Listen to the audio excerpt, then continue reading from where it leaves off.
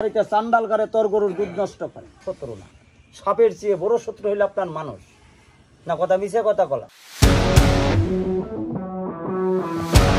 হয়নি আপনাদের। সাপ দেখা হইলো মনের একটা শখ।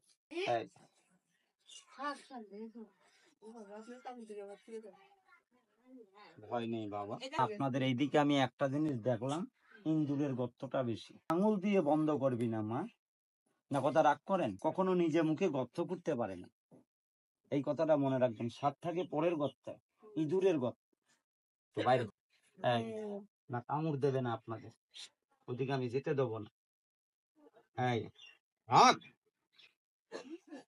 অনেকের গরুর দুধ খায়, হায়নাদারের সাথে ওই গরুর ঘরে গাছটা রেখে দেবেন। গাছটা এই সাইডে আমি দেখলাম, গাছ আছে কিন্তু চিনার মতো লোক নেই, আছে শুধু টিটকারি অহংকারীর লোক আছে। গরুর ঘরে গাছটা গিরে দিবি, আম্মা গরুর দুধটা খেতে পারবে না।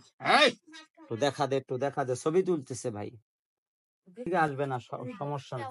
আরেকটা সাপ দেন, হাতের বাঁধনটা রাখবেন না, ওই গাছটা তুলে গরুর ঘরে রাখবেন, আপনার বাড়িতে রাখবেন। সাপ, ইঁদুর, ব্যাঙ তিনটে জিনিস আপনার বাড়িতে থাকবে না।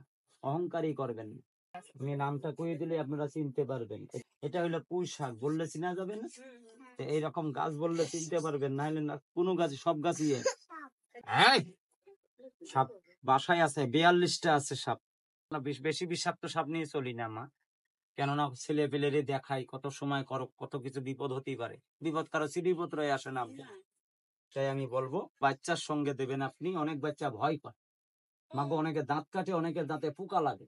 তোদের এলাকায় একটা পোকা আছে, রাত্রে আলো জ্বলে, ধনী পোকা দিয়ে আপনার বাচ্চার সঙ্গে গাছটা রাখবেন। এই কাল ছুঁয়ে বললো, জীবনে বাচ্চা দিস্তায় নামতে আমাকে দোয়া করবে। দেখা, এটার নাম বলে দুধরাস। এটা গরুর দুধ খাই মা, গরুর ঠেঙে পেঁচ দেয়। গাছটা পারলে মাজাই দিবি। যে মা নামাজ পড়তে পারিস না, হাঁটু মাজাটা ব্যথা করে। আপনাদের এলাকায় জিওল মাছ পাওয়া যায়, তাই না আম্মা? একটা জিওল মাছের কাঁটা দিয়ে আব্বা গাছটা মাজাই দেবেন। সাপের মতো ব্যথা আপনার ভালো হয়, আমাকে একটু দোয়া করবেন, টিটকারি করবেন। সাপটা 2 হাত হবে না, একটা যদি গর্তই ঢুকে টানলে কি বের হবে মা? কথা কয় না কেন? সাপ ছিঁড়ে যাবে, আপনি বের করতে পারবেন। কোনোদিন বাইরে নেই মা, পারে নাই। সাপ বাই করতে পারি। এই যে সাপটা দেখেন, হাতের বাঁধনটা রাখবেন না। সবাই বলেন বিসমিল্লাহ।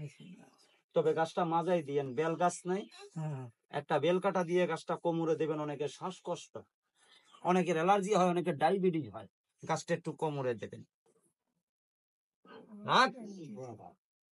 বেদির সঙ্গে পারেন। একটা সাপ আপনারা দেখলে ভয় করেন, আমরা চায়না কোম্পানিতে 2000-3000 টাকা বিক্রি করি, সারা বাংলাদেশের লোক জানে। শত্রু না, সাপের চেয়ে বড় শত্রু হইলে আপনার মানুষ না। কথা মিশে কথা বলা। তোর বাড়িতে চান্ডাল করে তোর গরুর দুধ নষ্ট করে, তোর মেয়ের বিয়ে নষ্ট করে, তোর বাড়িতে অশান্তি করে। একটা পোকা নেবেন ঘরে, আর একটা যদি গর্তই ঢুকে টানলে কি বাইর হবে? টানলে সাপটা ছিঁড়ে যাবে, আপনি বের করতে পারবেন। আর একটা সাপ দেখে, পঙ্খিরাজ সাপ, আপনাদের এলাকায় আছে, জাংলাতে বেশি থাকে, হয়ে জায়গা তো দেখটা মাথায় কামড়তে, মাথায় দে। বেদির সঙ্গে পারে না, যত বড় শাবক বেদির কাছে হেরে যায়।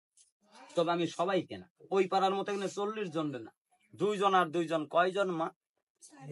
আমি যদি 4 জনের 4টা কাঁচা আল্লাহ দিয়ে যায়, আল্লাহ যদি মাফ করে, উপকার করা যাবে না?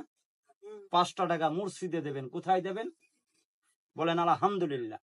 যে সবাই দান করতেই পারে না, এমন লোক মসজিদে জুতা চুরি করে না, এরকম লোক।